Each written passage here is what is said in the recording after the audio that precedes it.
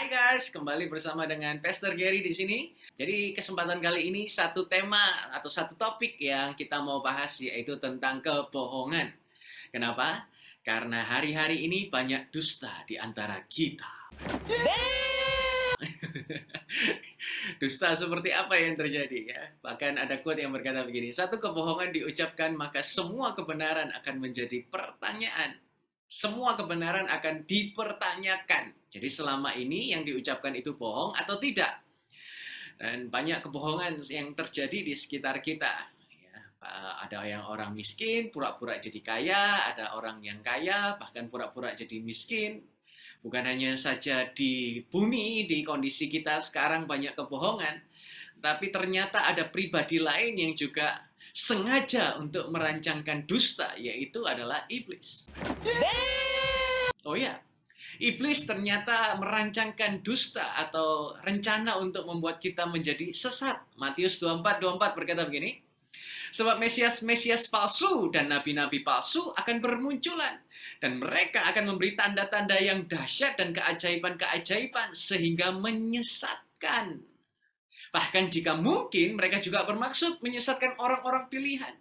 Jadi bagi saudara yang sudah percaya kepada Yesus pun atau anak-anak Tuhan pilihan pun itu dirancangkan untuk disesatkan pula.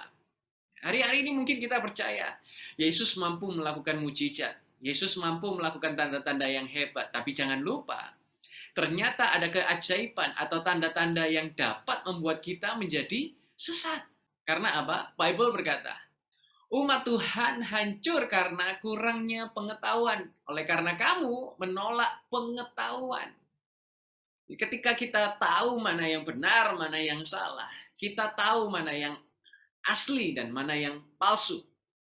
Di mana kita dapatkan pengetahuan, di mana kita dapatkan pemahaman, yaitu dari Bible.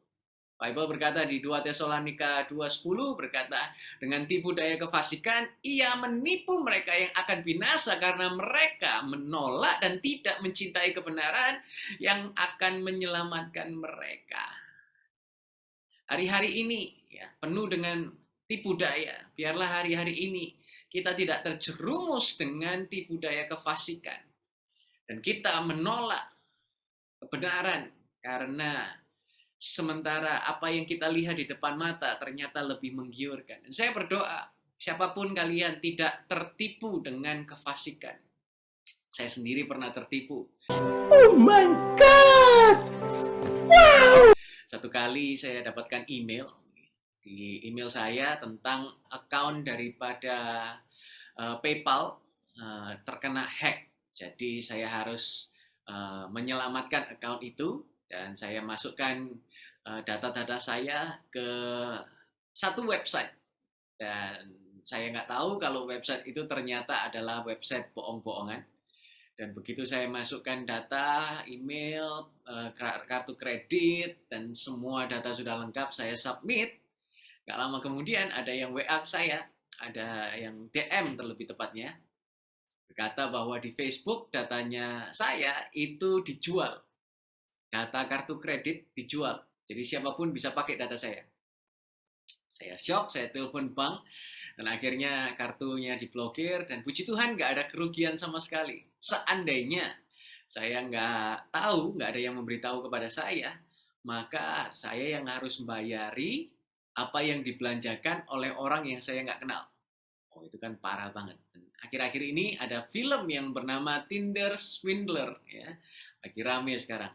Mana cowok membohongi wanita-wanita untuk membayari cowok ini kencan ke sana dan kemari. Saudara bisa bayangkan kalau kerjaannya manusia ini bisa sebegitu buruk.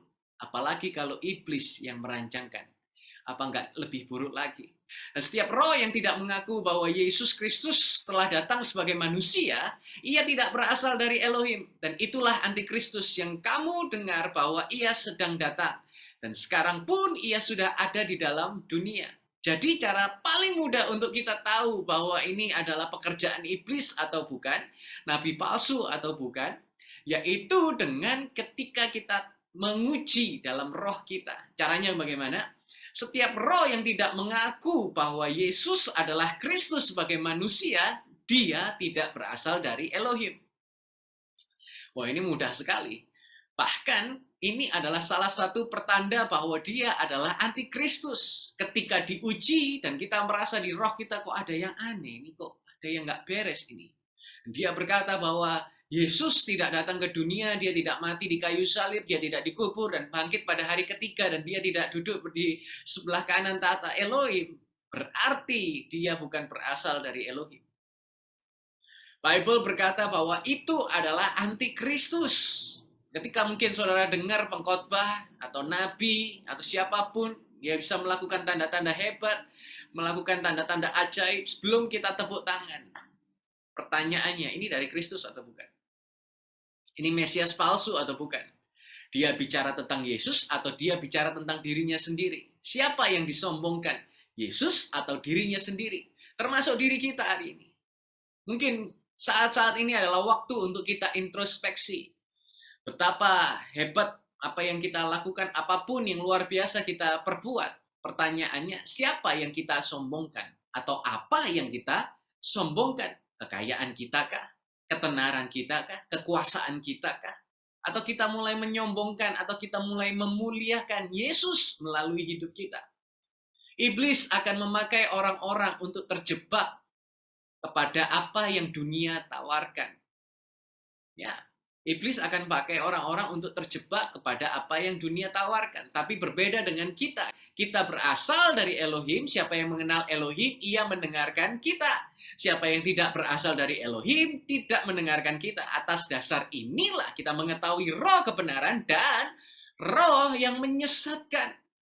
Saudara adalah anak Tuhan, dibenarkan dan bukan disesatkan. Coba ketik di kolom komen, aku dibenarkan, aku tidak disesatkan. Ya, ini perlu kita ingatkan kepada diri kita sendiri. Kita ini dibenarkan, bukan disesatkan. Jadi ketika saudara disesatkan, pergi jauh-jauh, lari jauh-jauh dari sana.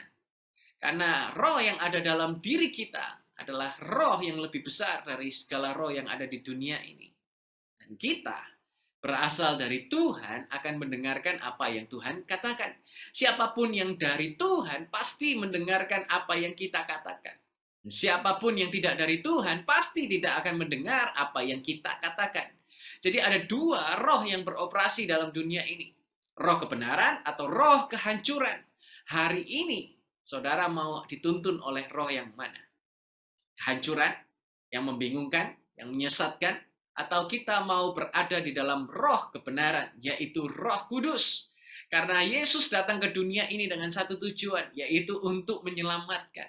Ketika kita memilih untuk percaya kepada Yesus, kita memilih untuk punya hidup dan memilikinya dalam segala kelimpahan. Percaya katakan amin. Percaya katakan amin. Ya, sekian video hari ini. Dan kalau saudara diberkati dengan tayangan ini, saudara bisa like, komen, dan subscribe. Dan see you on the next video. Jesus bless you.